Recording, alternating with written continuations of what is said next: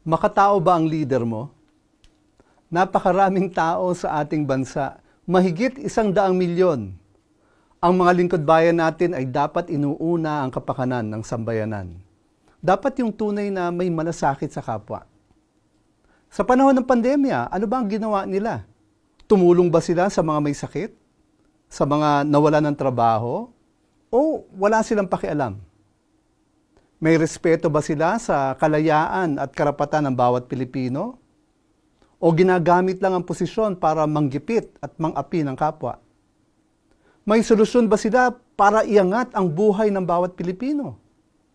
May tulong ba sila na binigay sa kababayan natin na walang-wala? Nasaan sila sa panahon ng sakuna? Sa paglindol o pagbaha?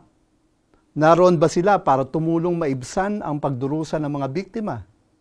O sarili lang nila ang kailang nililigtas? Ano ang tugon nila pag may inaapi sa lipunan? Sa pambabastos ng kababaihan? Sa diskriminasyon sa mga minoridad? Sa pang-aapi sa mga katutubo?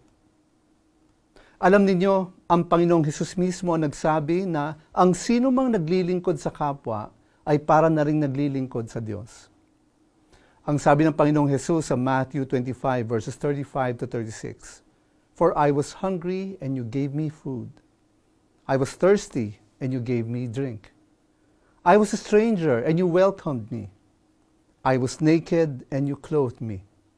I was sick and you visited me. I was in prison and you came to me." Hanapin natin ang lingkod bayan na tunay na makatao. Ang leader na tunay na makatao ay tunay na lingkod ng Panginoon.